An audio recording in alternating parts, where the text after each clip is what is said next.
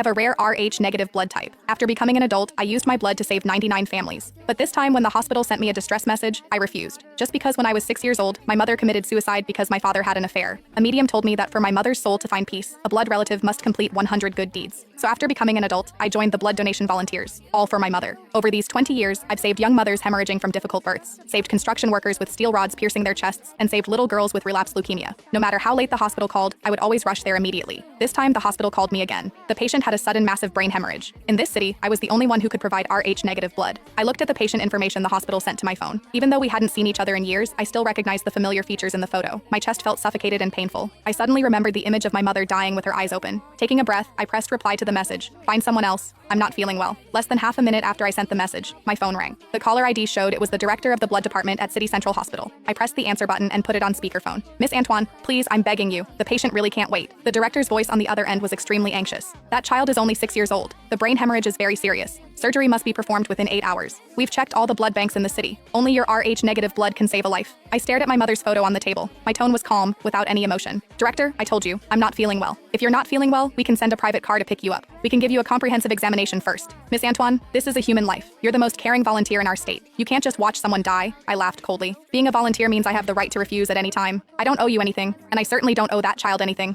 After saying this, I hung up directly and pressed the power button. The room instantly became quiet. I looked at my mother's gentle face in the photo, my fingers clenched tightly into fists. Just one more good deed, and my mother could find peace. But this 100th good deed, I would absolutely never do for my enemy's son. But I was thinking too simply. Less than 10 minutes later, my backup work phone suddenly lit up. Only a few important clients and the community manager knew this phone number. I looked at the unknown number on the screen and pressed answer. Is this Miss Antoine? The male voice on the other end was extremely anxious and accusatory. I'm a reporter from the state TV station. The entire internet is looking for you right now. The 6-year-old boy with brain hemorrhage at City Central Hospital. Why won't you save him? Do you know your behavior is equivalent to murder? I gripped my phone tightly, my eyes completely cold. Murder? By your logic, that child's biological parents murdered someone 20 years ago. Why don't you investigate that? I hung up directly and blocked the number. I opened my tablet next to me and clicked on the local news live stream. On the screen was the scene outside the emergency room at City Central Hospital. A well-dressed woman was kneeling on the floor outside the emergency room door, crying hysterically. Please everyone help me. Help me find that volunteer. As long as she's willing to donate blood to save my son, I'll kowtow to her. I stared at that face on the screen. Even if she turned to ash, I would recognize her. Garcia. In the footage, a middle-aged man in a suit walked into frame. He bent down to help Garcia up, facing the reporter's camera with a face full of indignation. I don't understand what this volunteer is thinking. The hospital said she's donated blood for free 99 times, so why won't she save my son? If it's about money, I can give her 1 million, 10 million. Gabriel spoke through gritted teeth to the camera. A 6-year-old child is lying inside waiting for his life to be saved. How can she be so selfish? I hope all the netizens can help me find this person. I want to ask her to her face if her conscience has been eaten by dogs. The comments in the live stream instantly exploded. This volunteer is disgusting. The 99 times must be fake data. When it comes to the real thing, she shrinks back. Dox her. Force her to donate blood. Right, we can't let this cold-blooded animal get away with